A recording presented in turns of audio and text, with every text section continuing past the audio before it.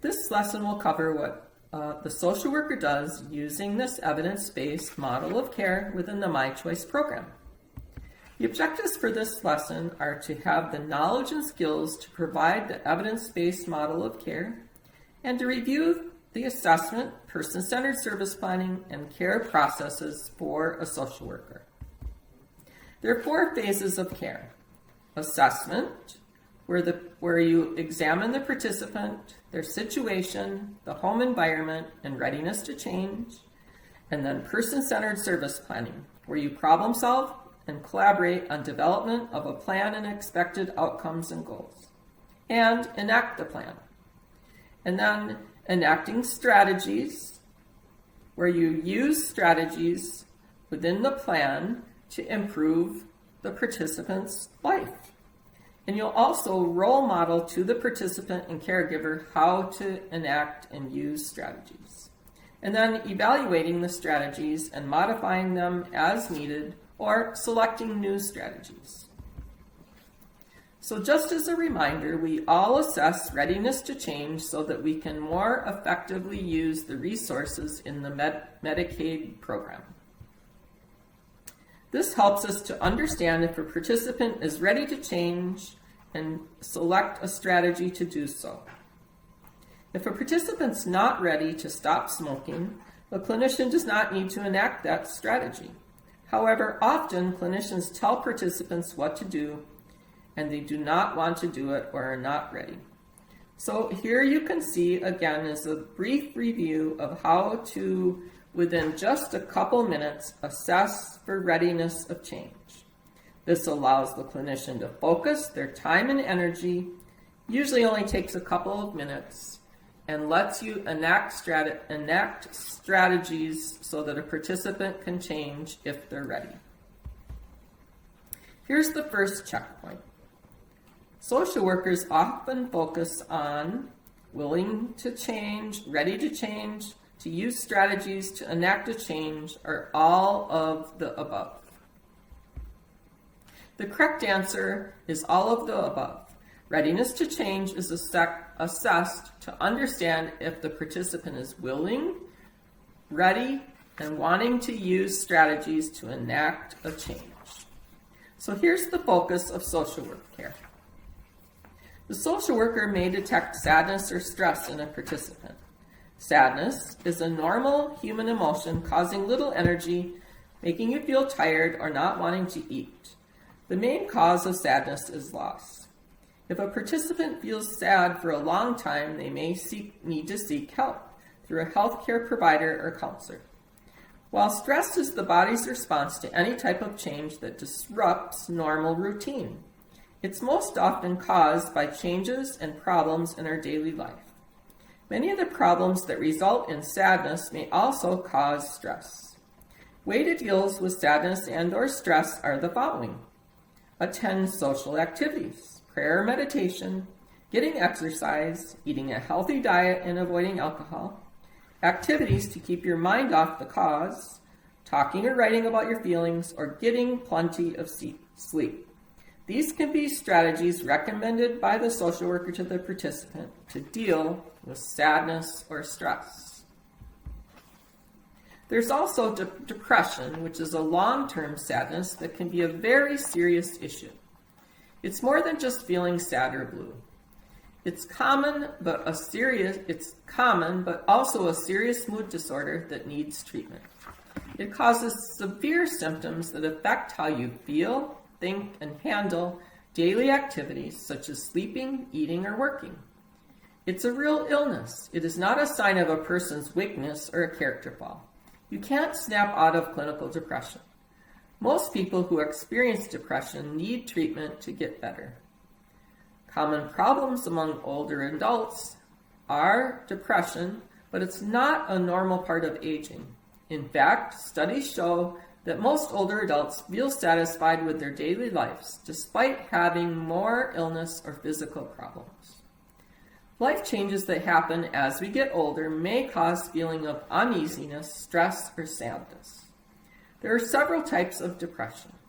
Major depression is severe symptoms that interfere with the ability to work, sleep, eat, or enjoy life. while persistent depressive disorder is a depressed mood that lasts for at least 2 years. So seeking help from a healthcare provider or counselor is usually one of the remedies. Here are the most common symptoms of depression. Persistent sadness, anxious or empty mood, feelings of hopelessness, guilt, worthlessness, or helplessness, irritability, restlessness, or having trouble sitting still, loss of interest in once pleasurable activities, including sex, decreased energy or fatigue, moving or talking more slowly, difficulty concentrating, remembering, or making decisions, or difficulty sleeping, early morning awakening or oversleeping, eating more or less than usual, usually with unplanned weight gain or loss, and thoughts of death or suicide attempts, aches or pains, headaches, cramps, or digestive problems without a clear physical cause or that do not ease with treatment, or frequent crying. Social workers are able to conduct some forms of grief counseling. Grief counseling can be used for sadness, stress, and depression by a social worker. It can also be called talk therapy. Some treatment can be short, like 2 weeks or up to 10 weeks, while other needs to be a little bit longer, depending on a participant's need. Cognitive behavioral therapy, which we covered in a prior lesson, is a type of talk therapy and focuses on helping people change their negative thinking and any behaviors that may be making their emotions worse. It can help a participant to understand and work through troubled relations that may cause the depression or make it work. Problem solving is also a simple form of talk therapy. Often social workers discuss sexual health with participants. A healthy, active sex life can be maintained at any age. Causes of problems may be medical problems, disability, medications, or surgery. Problems in a relationship can also affect your ability to enjoy sex. Arthritis and chronic pain can make sexual contact uncomfortable, and men have erectile dysfunction caused by diabetes, heart disease, low blood pressure, and sometimes as a side effect of a medication. To improve sexual health, here are some tips. Eat a balanced and nutritious diet. Avoid smoking and alcohol. Regular exercise can improve your mood, sex drive, and performance. Talk to your partner about barriers, wants, and needs. Keep the intimacy by cuddling, hugging, kissing, or holding hands. Stay positive. Understand both partners are going through changes. And if needed, use lubricants. And always practice safe sex. My Choice program social workers are very familiar with obtaining community resources to meet the needs of participants. This continues with the evidence-based model of care and includes identifying the participant need, obtaining information regarding the availability, providing it to the participant or caregiver, and on occasion it's necessary to coordinate to meet a participant's needs. Here's another checkpoint. Social workers often focus on mood assessment and treatment, financial management, obtaining community resources, or all of the above. The answer to this is all of these things. So here's some strategies to use for goal attainment to improve a participant's ability to analyze issues within a performance area. You can validate impressions with a participant and discuss their desires and needs in relation to the environmental solutions. You can educate them on the safety and energy conservation in the home to eliminate or mitigate environmental factors that may be causing home injuries and help the participant work efficiently to compensate for poor endurance, unsafe mobility, and weakness. Safety and energy conservation strategies serve as the basis for environmental modifications to address ADL, IDL, and functional mobility performance problems. You can discuss what has happened between your home visits and use probes and active listening to elicit details. And then always examine what the participant did to address issues with performance and how they felt about their abilities and perception of their actions that they took. You can always observe the participant performing activities or tasks, and you can refine your understanding of the environmental influences on the issues in performance that can be problematic and that a person wishes to modify. Here's another checkpoint, true or false. A key component of the new model of care for the social worker is to role model how to use strategies so that the participant can self-manage when the social worker is not there. The correct answer to this is true. The social worker does a role modeling. So here's a case study of a real-life My Choice participant who received the evidence-based model of care in our pilot study. This was a 62-year-old female who lived alone in a house, had diabetes, coronary artery disease, depression, hypertension, peripheral neuropathy, and had a below-the-knee amputation. The social worker coordinated with the RN on an application for incontinence supplies through interdisciplinary coordination. The participant wanted to feel more secure and protected from accidents, on appointments, or at church, building her self-efficacy. The social worker provided resources and information needed to understand and navigate the Social Security system, which was part of the person-centered, self-directed care plan. More specifically, Social Security and SSI information was provided along with the phone number. It helped the participant understand how to navigate the system and what documents were needing to be required.